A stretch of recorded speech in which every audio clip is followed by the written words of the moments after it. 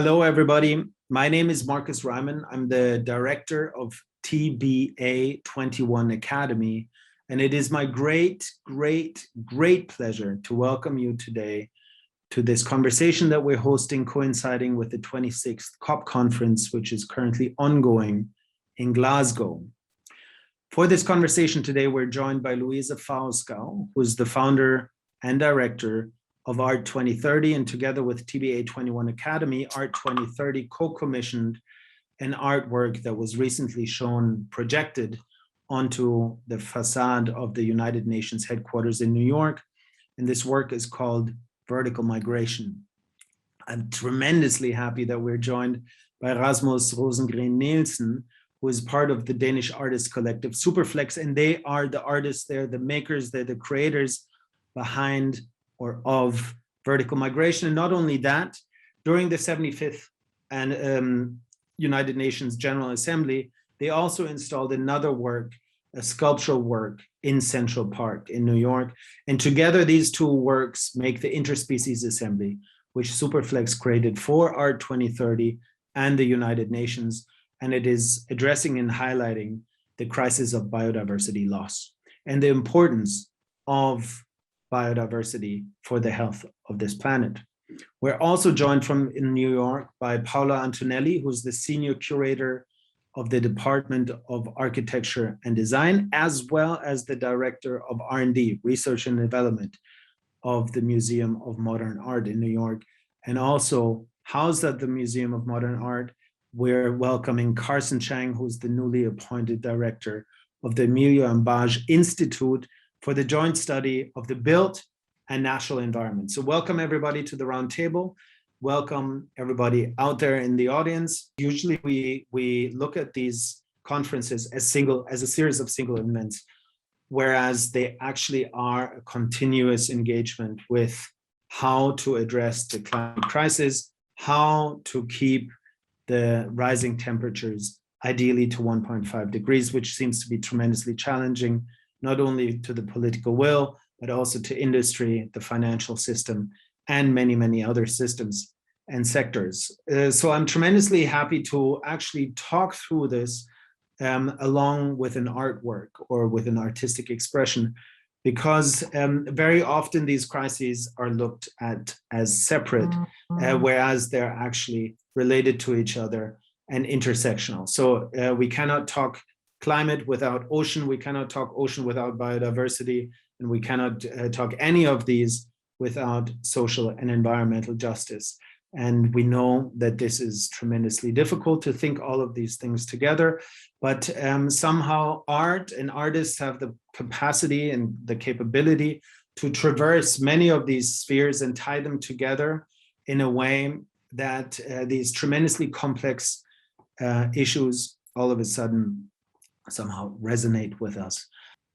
For those of you out there who don't know who we are, who TBA21 Academy is and what it is we are a contemporary art foundation and cultural ecosystem fostering a deeper relationship to the ocean through the lens of art to inspire care and action.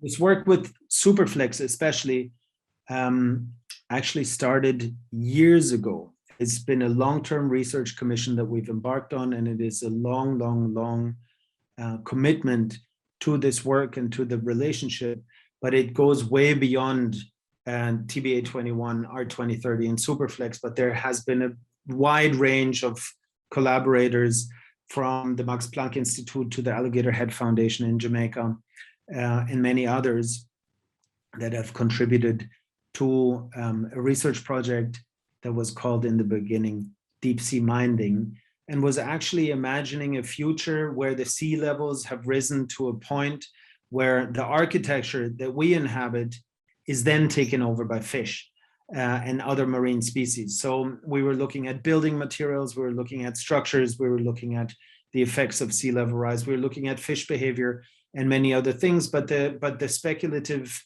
journey on which we went was, can we build with the rising sea levels in mind? Can we build for other species and with other species in mind? But despite this being a windy path, twisting and turning, what remains is a commitment to collaboration and a breaking down of the boundaries between disciplines, the facilitation of a conversation together and across. And with that, I want to hand over to Luise, who has been holding for a very long time a relationship with the United Nations and made the intervention there possible. So thank you very much for joining us. Thank you very much for listening. I hope you find this conversation as exciting and as me, and I'm tremendously looking forward to everyone's statements and interventions. But Luise, please, over to you. Thank you, Markus. I am the founder and director of Art 2030, a nonprofit organization that connects art and the United Nations global goals, the best plan we have for people, planet, and prosperity. If we meet the global goals by 2030, we will be the first generation that can eradicate poverty, and we are the very last that can tackle climate change. And to meet the goals by 2030, we need everyone to do their part and everyone to get engaged. And that's why Art 2030 believes that art has a particularly important role to play, because art can capture attention, stimulate imagination, and ignite action. Exploring alternative ways of symbiotic relationship with other species, the Interspecies Assemblies features two artworks: the sculptural gathering site Interspecies Assembly and the animated film work Vertical Migration. Together, the two works highlight the importance of collaboration on a shared goal, the interlinked relationship of all life on this planet, and the consequences of climate change and biodiversity decline.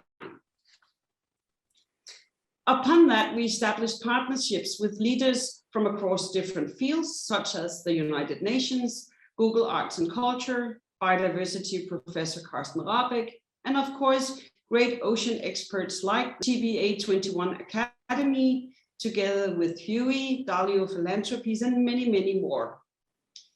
To create maximum impact, the most natural setting for the project to open was at the United Nations General Assembly, leading onto the UN Biodiversity Summit and COP26. If we can set the stage at the most important political moment of the year, we can help ensure that these messages continue to be distributed and discussed across time. Interspecies Assembly brought together leading partners across art and science and caught the attention of global media and the people and world leaders. From New York, it will continue to travel to locations around the world, next in Copenhagen during the COP26, and it will continue to galvanize the urgent action we need for climate, biodiversity, and nature. On that note, I would like to hand it over to Rasmus of SUPERFLEX to tell more about the project. Thank you, Luise, and also thank you, Markus, for your introductions. I will speak a little bit about the works and also speak somehow about how the works came to be. Not in totalitarity, because works always have many origins. I'll try and keep it simple. The works that we did for the United Nations General Assembly consists of two elements. There's a sculptural installation, which we refer to as the Interspecies Assembly. It was placed in Central Park. It's a group of sculptures that kind of forms a circle. And upon the sculptures, there is a contract written that suggests that the humans who enter the body of the sculptures stay idle for at least 5 minutes. We call it the Interspecies Assembly. And that's, of course, a cue from the other assembly that happened at a similar moment in time at the United Nations. This assembly, however, suggests a more inclusive meeting between not just humans, but also other species. For that to happen, however, we came up with this contract that you can read before you enter the assembly, and it demands of you to be idle. And I'm going to speak a little bit about the reasons for this in a little while. But the other part of the project is called Vertical Migration, and that's a film which was projected on the United Nations building at night. It's a film depicting a siphonophore, one of these creatures that are in the ocean and that travels from the deep sea to the surface every night, constituting the biggest biological migration on Earth. So that's the reason for calling it vertical migration. And it basically focuses on one of these creatures that when you see it for the first time, it appears a little bit like seeing an alien. It's nothing like you ever seen before. And you kind of move in the film closer and closer to this creature. And inevitably you fall into its perspective. You see things from the point of view of the siphonophore. So that's the two works that constitute the project for the United Nations General Assembly. And they are, of course, connected. They are approximately made within the same group of years. They have similar backgrounds. And I thought that I would speak a little bit about how these works came into being and how they somehow came to manifest themselves in the way that they are today. And maybe starting with the film projected on the United Nations building about the siphonophore. A couple of years ago, we found ourselves on the expedition ship, the Dardanella, as expedition leaders, as part of the program framed by the TBA21 Academy. And we were in the Coral Sea, close to Papua New Guinea. And on board the expedition ship, there was a bunch of scientists, material engineers, and activists, etc. A variety of people that we were so lucky to have been given the privilege to decide on who should sort of come on the boat. So these were all people that we had kind of curated because we thought they were damn interesting. And then one night on the boat, one of the scientists, an American marine biologist, Shanice Dobnitsky, said, guys, I'd like to show you something. And she took us on this ride in the dinghy out into the open sea. And she dropped an anchor. And we were like, but Shani, there are no corals here. It's completely dark. What do you want to show us here? And she was like, just follow me. So it was like following the rabbit in Alice in Wonderland. And we jumped in this complete dark sea with Shani. And we had some lights. And it's a little bit like, imagine being an astronaut. You're just in black space. There's nothing. It's just hundreds of meters to the bottom. Maybe even kilometers, I don't really know. And then suddenly there was this sort of massive amount of life around us. And these were the siphonophores. And this is what is known also as a blackwater dive. And siphonophores were sort of millions of creatures who are sort of migrating to the surface. And they have all kinds of weird shapes and forms. Probably they are the closest you will get to meeting an alien on Earth. So at first it's kind of scary because you're in complete dark space. You can't see, it's like being an astronaut. And they come up to you. They even stick to your swimming goggles sometimes. And you're at 20, 30 meters and it's a bit scary. And then you sort of relax and Shani sort of takes your arm and says, don't worry, Rasmus, they're not going to eat you. And then this sort of strange thing happened that we all sort of agreed upon in the aftermath, which was that this alien-like creature that we had never encountered before, never heard of, never seen. A sort of calmness came to us, and we experienced sort of a strange sense of companionship with the siphonophore. And that was a bit strange because, you know, we are not really related, but they felt like almost like going to a Christmas party and then you're introduced to an uncle you didn't know you had. So a kind of strange kinship developed. And it came up from the dive and went back on the boat. And strange things happens when you're on a boat, in the sense that, imagine a group of people following the same waves, swinging in the same way, and you start sort of being on the same level of the other people, and you start thinking like the other people. And Shani is a very specific sort of type of scientist, and I felt like deeply inspired by her. And also, at a certain point, I even started thinking maybe she's a siphonophore, just disguised as a human. Maybe she's an ambassador for the siphonophores, trying to sort of teach us about them, and actually that they form and constitute this massive, giant biological migration happening every night in the ocean that most people have never heard about. And when it came to be that there was this invitation from the United Nations General Assembly to do something in this context, it seems just obvious to sort of invite a siphonophore, because they were the sort of forgotten uncle that hadn't been invited for the Christmas night.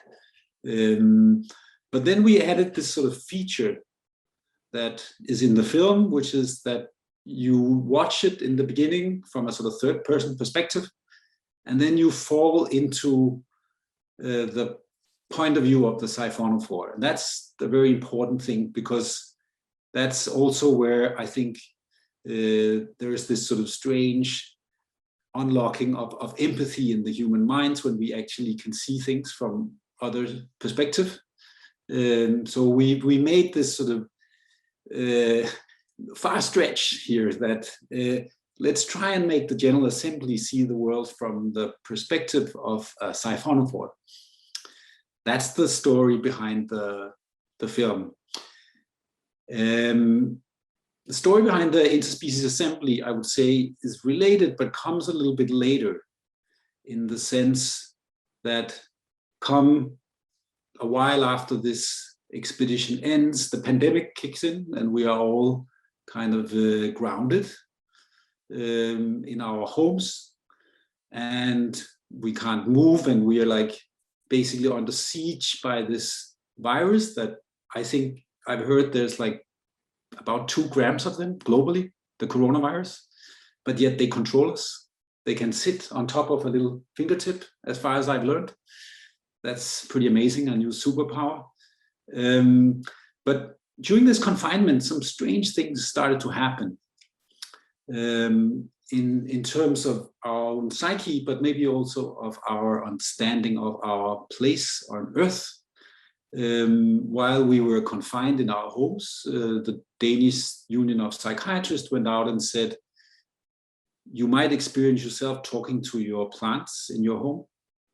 That's, you know, you don't have to call us. We have a hotline. You don't have to call us. It's not necessary. It's a little strange, but it's not, you know, you're not crazy. You can only call us you should only call us if they start talking back to you. And here I feel a little bit sorry for the psychiatrists, in the sense that just because they can't hear the plants, it doesn't mean that, you know, it's not happening. And in that sense, I think we all experienced, suddenly our senses was sort of a little bit more sensitive. And we suddenly started to sort of hear and feel things right around us, just because we were idle. So idleness here is a very important factor in the Interspecies Assembly and in the sort of formation of this work, in the sense that it seemed to be that it was idleness who sort of enabled us to suddenly open up and potentially, I'm not saying it happened scientifically, but potentially talk to the plants in our very proximity, talk to the birds, the dogs, the fish around us. Maybe we could even start listening in different ways, just by being quiet, by being idle. So there was this sort of, it seemed as if almost magical element as to what idleness sort of would open up for the human mind. So that we thought was also an important experience, just as the experience with the siphonophore, to bring into this project the power of being idle, in terms of also giving, space to other species on this planet, that maybe humans for a while should actually consider themselves as listeners rather than purely sort of speakers. So that's I would say that these are the two sort of crystallizing moments of these two works. Naturally, you could say there's a lot more to it, and I could start speaking about my childhood in Denmark and my partner's childhoods and where we are from and my parents' financial backgrounds, etc. All of this is part of it as well. But I think these two specific moments are the most sort of, to me, at least in hindsight also, crystallizing moments that made these works come about. Which basically, in total, is very much about trying to experience the world around us in new ways, and understanding and formalizing these new ways of being in the world and listening to the world. So that's I would say sort of my brief introduction to this project, which I'm also, of course, extremely grateful to everyone who is part of this conversation, who have, without you, they would not have sort of manifested. And we all played a part in that manifestation, but none of this could have happened just, by SUPERFLEX or alone. It's really like, I would see it as a collective effort, thanks to the fish, of course, and the siphonophores as well, and the plants. So thank you. Thank you, Rasmus, for telling us about your work. And of course, thank you, Luise and Markus, for inviting Paola and I to join in the conversation.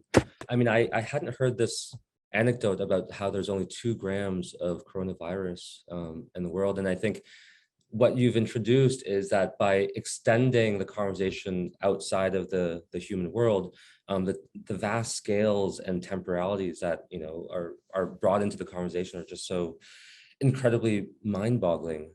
But I want to backtrack a little bit. So through my work, I'm dealing a lot with the fact that many architects and artists are taking the climate crisis and humanity's misguided self-perception, let's say, in the global ecosystem very seriously, but people don't know how to respond, right? So the system in which we work in and we're educated in oftentimes are embedded within extractive polluting logic. So you guys have dealt a lot with the climate crisis before, and I'm thinking specifically about the flooded installation that you did in the cisterns in Copenhagen. Maybe could you tell us a little bit more about how SUPERFLEX thinks about, how do you conceptualize the role of the artist, let's say, in the face of ecosystem collapse? Carson, that's the $10,000 question. I would say we worked with climate-related issues for almost 30 years. We started in the 90s, where we were building energy systems made out of organic waste that we worked with in Cambodia, Thailand, Africa, Mexico, different places, and we thought we'd found the sort of holy grail of, it's all about fighting fossil fuels. We have this sort of technological fix. There was almost like a sort of Elon Musk, I hate myself for saying that, part to that, that it's a technological question. We can fix it by smart technology, and here are these 3 art students inventing a sort of energy system that's mobile and makes gas that you can just use very easily. At that point, you know, Arnold Schwarzenegger was driving a Hummer, and, you know, people thought we were a bunch of strange hippies making this. You know, it wasn't very cool to be standing in shit and shoveling it into an energy system. Nobody wanted to invest in it back then, etc. And then came the zeros. Then we did this film called Flooded McDonald's, which is basically a McDonald's restaurants being flooded. It's a kind of apocalyptic film in a sort of Scandinavian version. There's no people, you just see a McDonald's slowly being flooded, and, you know, acknowledging that you're sick, and just also kind of, there's a melancholy, you're sort of giving up, just sort of saying it as it is. And then there's the third, sort of the last 10 years, I would say, where it's more about maybe mitigation, in the sense of these things are happening, and actually we need to start constructing and designing for a world that will be flooded. And that's an architectural question also, you know, how will we build cities that will be taken over by fish, etc., etc. So these are the last sort of, that's what we're working with now. And I think these three stages are almost sort of emblematic about how most of us sort of go through questions around climate change every day. You know, we have a quick solution in the morning, and then by lunch we give up, and then at dinner we become a little bit more sort of, you know, compromising, and yeah, maybe we could do something like this. So I think, you know, over the years we've gone through these stages, and we don't have a recipe exactly for how to sort of specifically deal with it. But I would say that, you know, one of the oldest trick of art is you can imagine things that are not real as real, and vice versa. And maybe there is some power in that, in trying to sort of think of other worlds that might be possible, and using our ability to sort of project fiction into the real world as a powerful tool. And that is a sort of, you could say, one of the fundamental tricks that artists have up their sleeves. We've been practicing this game for a couple of thousands of years, and you know, I wish sort of we could sort of make use of it for this sort of very sort of planetary problem now. I would like to turn the question to Luise. Beautiful, stunning installations, a few days in New York, Central Park, the UN building, now going to Copenhagen. How is the UN both receiving and using the amazing work of artists? I'm always very goal orientated because of my architectural training. So I'm always thinking, what's the end, and are the means getting us there? So are you seeing an effect happening within the assembly and then outside in the world because of these works of art? Yes, I do. Well, to put it short, I think that art changes people and people change the world. That's sort of why I think that making these incredible art projects at political key moments really can have impact, because we can, of course, we can address the problems by putting it sort of on the front cover of the media, and not only in the culture section, but we can also strengthen the knowledge by adding a lot of scientific facts. In this relation to this project, we have, of course, made sure that the sort of the science are brought into the core of the project, so it's fact checked, but also in the collaboration with Google Arts and Culture, sort of tried to find a way how we can bring the physical project into to the entire planet, because you can access it digitally and have the siphonophore at your own home with the augmented reality. We do, and back to your question, I see a very strong commitment from and a growing commitment, not just from the UN, but also from EU and many other political institutions, that I think there is a common sense that we have all now understood that we are a very critical time of, and we really need to act. So we know the problem. We need to help each other imagine the solutions. So I think that's why there's a growing interest of how can artist imagination of tomorrow help the rest of us, both understanding the problems, trusting in solution, and imagining a different tomorrow. And if I can just continue for a moment with Rasmus, do you think that the installation went to the right eyes and the right minds and the right hearts?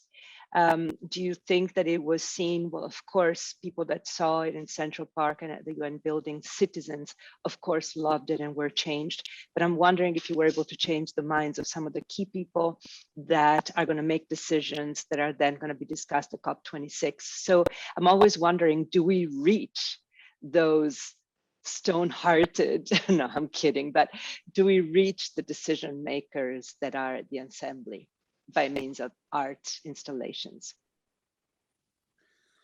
Well, first of all, I wasn't there because we couldn't go due to the COVID restrictions. But in my mind, I saw Macron and Biden and Merkel and Modi and the gang walking out of the United Nations building with the siphonophore kind of growing from their head. That sort of visual, I mean, which is an internal visual. I haven't seen it, but that made me believe that wow, this is actually. I mean, there's no way they can avoid the siphonophore now. Because it's so somehow, so to speak, in their face, no, in their hair, sorry. So that is of course a hope, but with these things, I mean, I also have to admit, you never know. I mean, after working with art for this, 30 years, you can never really calculate cause and effect. That would be kind of I wouldn't be honest if I claimed so. This I do this and then that happens. You don't really know, and you have to live with maybe the fact of that we're a little bit here working on the long scale. I don't think you can demand from art to have sort of quick fixes. It's a much longer perspective. Maybe journalism works with a 24-hour circle, and archaeologist works with a couple of thousands of years circle, and maybe artists can work with decades of circles. So we are sort of in between the archaeologist and the journalist. I don't know what changes what in this world. That doesn't mean you should just give up or something, but it's really hard to say what affects the world. I do think though that a couple of hearts and minds were won here. I saw some squirrels in Central Park seeming to enjoy the Interspecies Assembly, for example. I was very happy about that. So we have the squirrels, and then maybe we have Macron as well. And then, we have a convoy, and hopefully, it will manifest something in the long run. I think the UN is such an interesting location for working and for putting art. The way that you described it, Rasmus, art has a very non-linear way of working, right? And then the UN is kind of like the opposite, where people are sitting there with agendas trying to make decisions from point A to point B kind of situation. And it's interesting too, because this isn't the first time that there's been efforts to try to bring non-humans into the UN Assembly. And I'm thinking specifically of John Lilly's efforts to try to bring whales and dolphins into the Assembly. And the project was, a kind of fantastic failure in many ways. partially because I think it was a project of anthropomorphizing animals and imagining that they would want to join the assembly. In many ways, the UN, if we want to point fingers, for the climate crisis, many of the kind of trade or extraction or polluting kind of processes that we're in right now, you can say comes from, organizations like the UN. So my question is, do we know siphonophores would want to join the assembly in the first place? But also, what is I'm sure this is something that you guys have thought about, Rasmus, but what is the danger of anthropomorphizing non-human species? Yeah, I mean, hopefully the film Vertical Migration would make the humans want to join the siphonophores. So it could also be the other way around. I see what you mean, and I also see the dangers of sort of Disneyfying the natural world and making all the ducks speak and so forth, because they probably wouldn't want to, speak, or maybe a duck would, but I mean, it's a sort of it's a trap, sort of to anthropomorphize too much, and of course, with the giant siphonophore, it's maybe also just about, as much as it's about the siphonophore, it's also about empathy. And the possibility we have as humans to sort of actually feel empathy for other beings that are not human, even the ones who are not like panda bears and cute, but something that is so alien to us, that we actually have that sort of capacity in our minds to sort of feel the world from a siphonophore's point of view. And maybe in that little sort of trick, mentally, there is a way of doing what art does when it does its best. It changes our perspective of what already is there. So that is as much, I would say, part of it. And then yes, to your other question, there is, this, let's not Disneyfy this or anthropomorphize, as you would say, because probably, maybe the elephants and the whales doesn't really want to go to New York. I'm not suggesting this sort of choir of sort of animals there. It's maybe also metaphorically a story about empathy.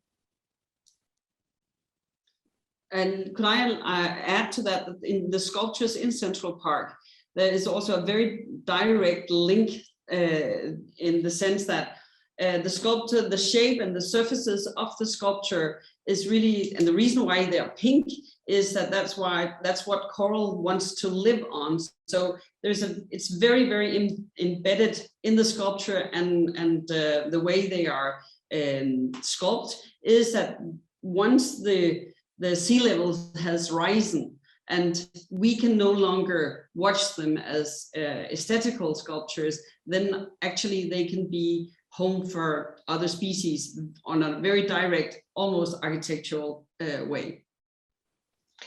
Well, it's there are some gifted people that have empathy right away, and I'm always jealous, or maybe I shouldn't be of them, but for many, empathy is a process. And some other artists and designers are trying to go further beyond the empathy and becoming, it might be a dream, but anyway, this is a process. And it's something beautiful that's happening all over the world. There are so many different groups working on this. I was involved with Olafur Eliasson in the Future Assembly at the Biennale of Venice right now. And then Lucia Pietrojusti at the Serpentine just had in this installation with Revital Cohen and Turban Balen. I was right now trying to mention to you, are you familiar with Genova Chen, the video game designer? And he did a video game that is in the MoMA collection from 2006 called Flow, in which you are basically a siphonophore. Your joystick makes you navigate this liquid universe almost like a siphonophore. I am wondering, it would be almost like a dream. Are these assemblies ever having an assembly? Do you ever compare notes with other artists that are going in that direction to see if maybe somebody has a trick to simulate a certain type of empathy quality. I just would like to find out if you ever compare notes. Not really, but I've also been in this business for so long that I've noticed that these things happen all the time. That somehow, I guess it's like the invention of the written language. It happens simultaneously in China and in Syria and in Egypt. People got the same idea at the same time. So I think, it's kind of a bit weird sometimes that, you think you are working on something and then your neighbor is working on the same. But I think it just speaks to sort of how we are sort of connected in ways we can't really imagine.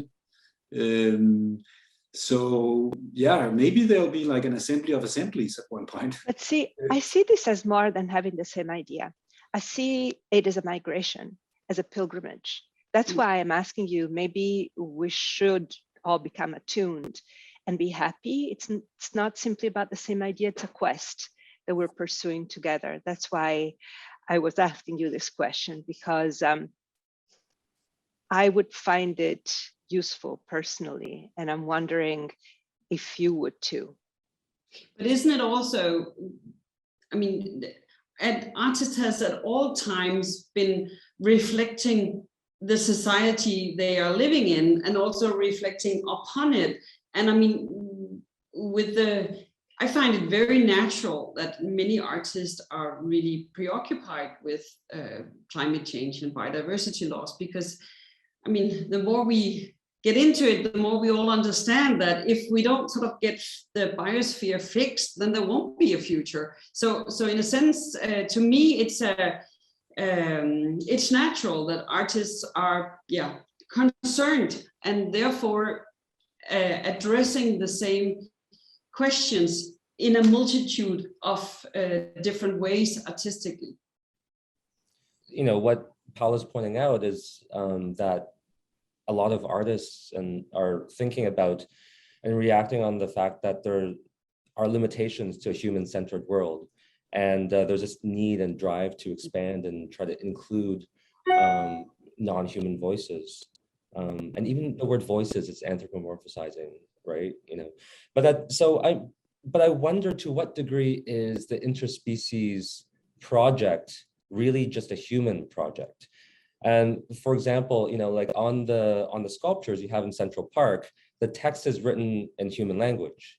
In fact, it's written in English, right? So the people that are reading this and having access to this are necessarily humans.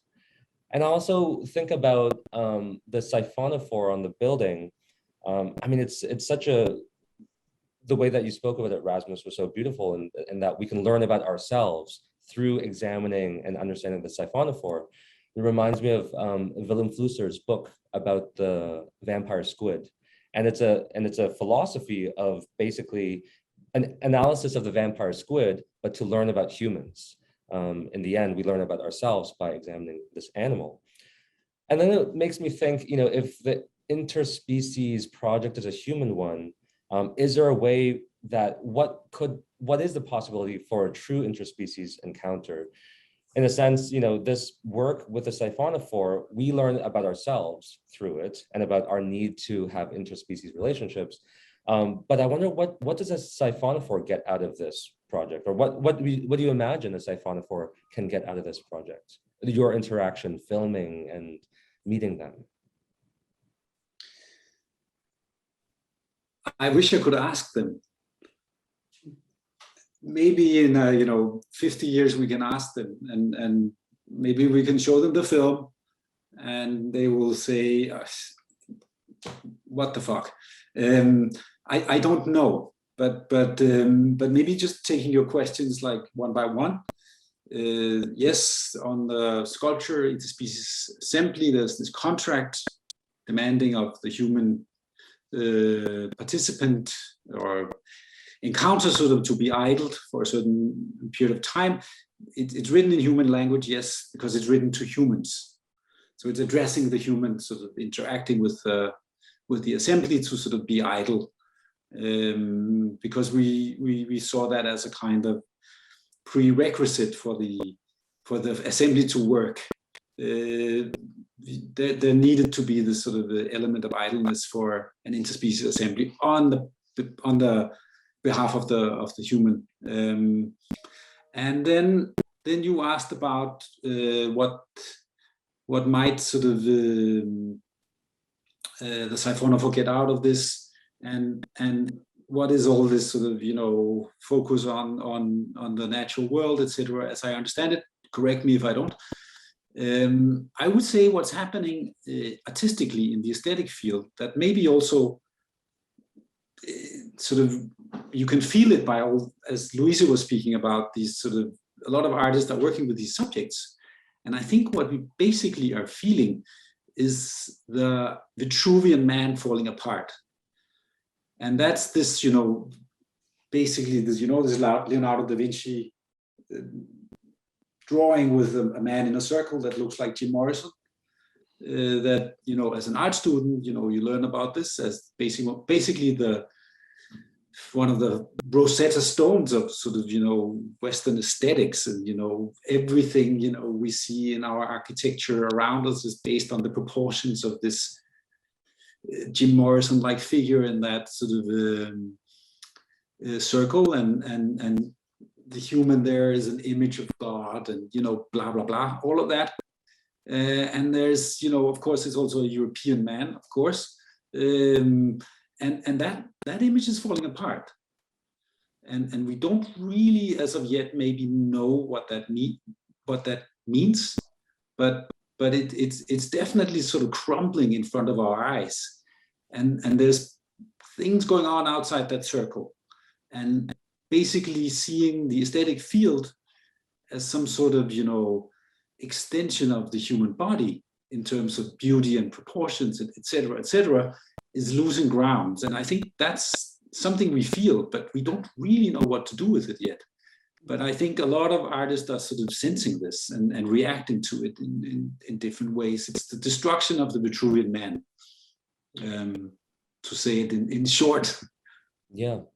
No, in many ways, one reason why we're having this conversation on Zoom, and one reason why you guys aren't in New York to see the show, is because of truly an interspecies moment we're having now with the SARS-CoV-2 virus, a species that we haven't had an encounter with if it weren't for us encroaching into their habitats. I guess it's not so much a question as kind of, reflecting on this moment. It's been kind of amazing to see the way that humanity has motivated itself and to synchronize in many ways. When the lockdown happened last year, it was just kind of this amazing, almost like performance that we all synchronized and decided that, half of humanity at some point was sitting at home, locked down. And so to see us communicating with another species in such a way has been kind of transformative, to say the least. I don't know, maybe this is something you can reflect on a little bit, both Luise and Rasmus, about the pandemic as an interspecies situation. Well, there was a lot of idleness, huh? Yeah. But I think it most certainly is an interspecies moment. And we know that the coronavirus is only one out of thousands of viruses that might hit us. But I think what you just addressed, Carson, is really interesting, because to me, it actually gave hope to see that the entire world can stop. I think there was a lot of reflection going on within that period of idleness. And I also think that, it gives hope in the sense that look at how much we actually, could achieve, how much we have resolved.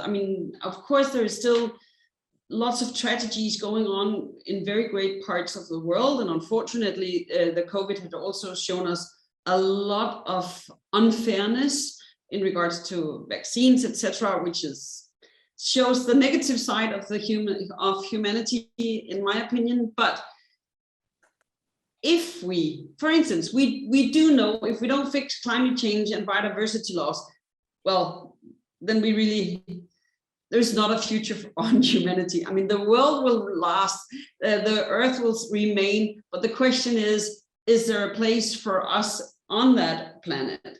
So the power of, I think, that moment was to see if we really, I mean, we have such a great imagination. So if we steer that in a way of solving climate change and the biodiversity loss, we are an extremely resourceful species.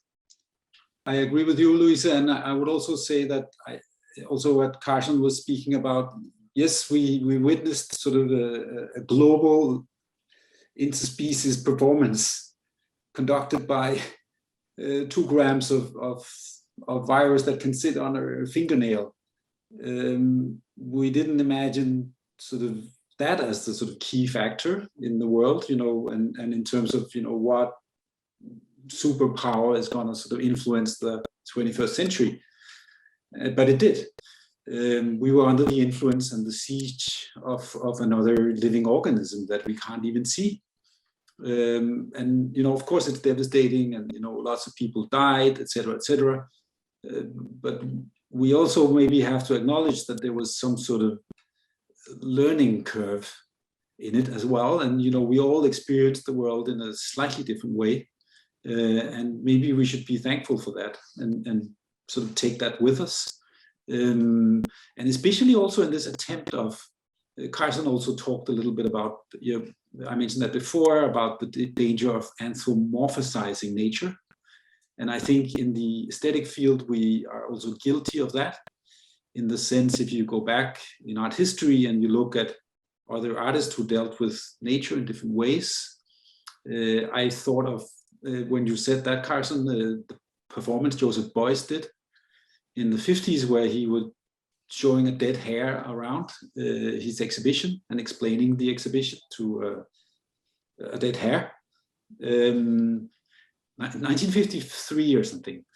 And it was this awakening of, you know, actually we can start engaging with animals, and you know, he was also, as far as I know, part of forming the Green Party in Germany, etc. So this awakening of a sort of conscious sort of eco mindset, but still Beuys would speak about the hare within the anthropological notion of art, and also about the hare as an extension of his own body, as an organ of himself. So it was still anthropomorphizing. It was still like the human sort of encapsulating everything. And that sort of circle we still have to break. And we have to sort of really fall into the perspective of the other, rather than sort of continuing this sort of Beuys/Disney sort of version of nature. Exactly how to do that, I'm not sure. But maybe the virus pushed us a little bit towards that the basic sort of also existential humiliation that lies within the fact that less than 2 grams of organic matter can control the world. I mean, it's a bit like, you know, Pentagon go home. There's just, you know, you can't beat that. That we're not masters, you know, in the way we sort of like to think of ourselves. There are other more powerful elements at play, and we need to sort of consider them sort of, you know, as family, as uncles and nieces and aunts. And it also, I would say, the moment, maybe we can start that also in a sort of artistic way, where we try to give agency to these creatures, because I think that's when we are in the sort of artistic framework, I think humans have the greatest sort of that's where we allow ourselves the most in this field, and that's not just for artists. I think that's for everybody to participate in. But we can actually imagine the worlds from other perspectives, and that I think sort of opens up that sort of rabbit hole of seeing the world from another point of view, using our creative resources, and maybe that's pretty much our only hope at the moment. And that's, in that sense, I think there is a great need for art in these sort of climate discussions, because within that field we can actually do that.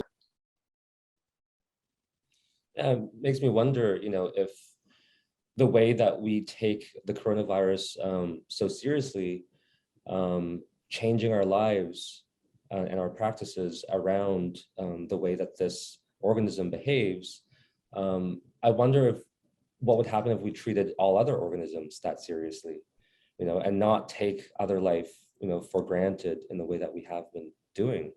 Kind of an interesting thought that you brought up there. I'm very much agree, both other species, but I mean also the resources of the world, we just take them for granted. We don't account the value they give us. We simply need to do things more circular. Luise, how does the process of involving art within the agenda and the schedule of the UN happen? Does it always have to be connected to political moments, or is the art autonomous and the intersection happens at times when opportunistic? I think we are very limited to the language we have to communicate, of course, with other species, but we are limited. And I think there's a huge potential just accepting how limited we are. And I think that's a part of the Interspecies Assembly project, that you want us to try to imagine to be the siphonophore. That is basically a one step in that direction. I mean, it might be a tiny bit, bitty one, but at least it's a step. So that's one thing. Another thing that I think for Art 2030, which is hugely important for us, is that we are in this, we do try to merge the art with political key moments, but it's absolutely central for us that everything starts with the artist's practice, so that we only work with the subject or the goals, to adding back to you, Paola, that I think the strength of the artist relating to these political discussions are, first of course, because it reflects everybody, the daily life of all of us and the concerns we have, like just an ordinary people. But it's also because to keep at the practice of the artist makes us discuss these things in a different way. So for me, for Art 2030, it's essential that the artist practice is in center. And then from that, we can discuss more political issues, but it has to start with the artist's practice and keep that in center. How does the collaboration with the scientists happen? Is it just going into these wonderful travels together, or do they actually work with you afterwards to try and help you build that empathy and actually help us feel as much as possible what it means to have the point of view of the siphonophores? So I would like to know how you work with the scientists. Well,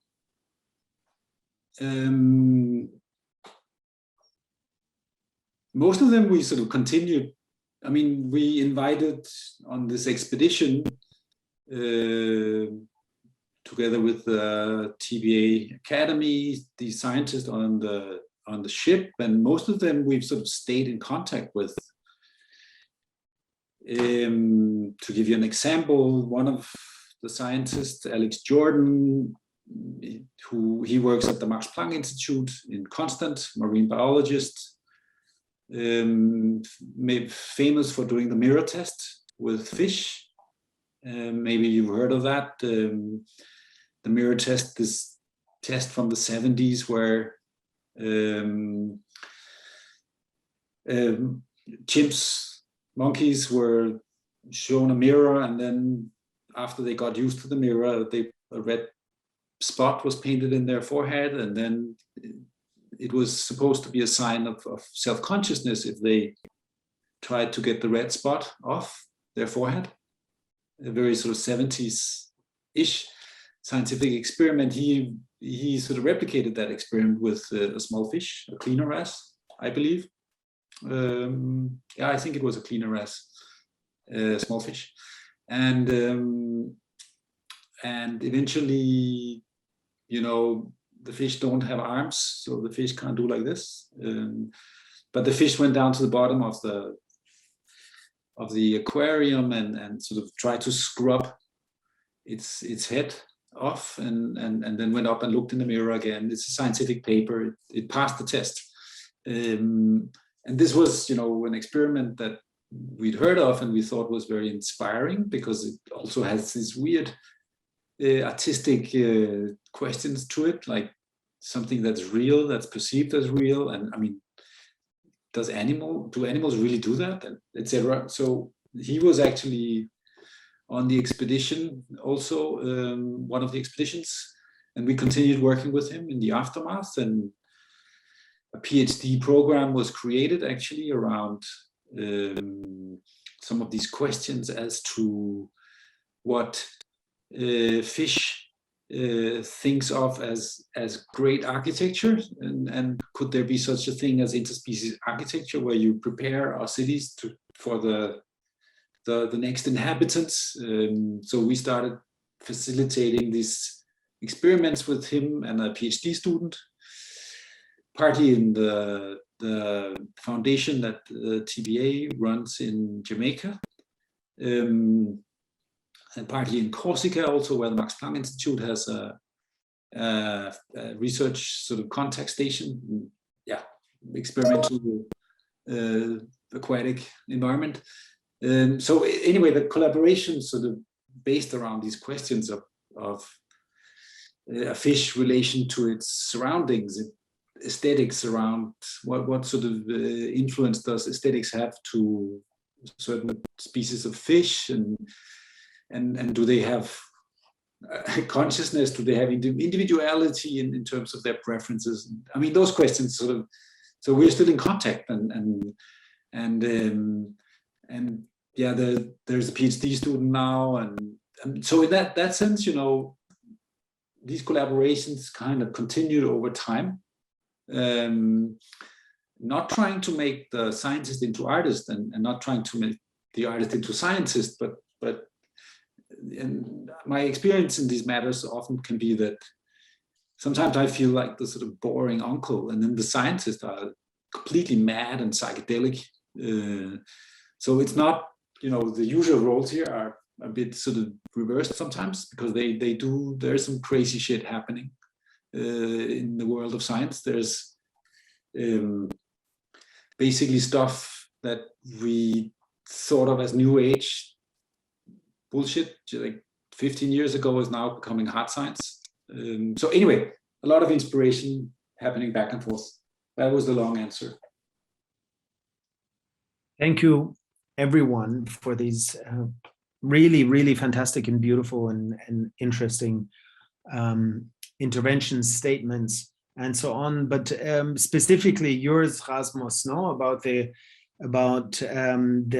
agency and the potential of imagining the world from different perspectives, and the power of art to actually enable us to do so, to be empathetic with other points of views, to enable us to see from other angles, from other perspectives, but also the thoughts about art and its potential in artworks, and their potential to travel across boundaries, across borders, into different geographies, and with that talk to very, very different audiences. And I think here again, the necessity and the urgency to emphasize, to exercise imagination and to be imaginative, because I think the crisis that we're facing today is also a crisis of imagination.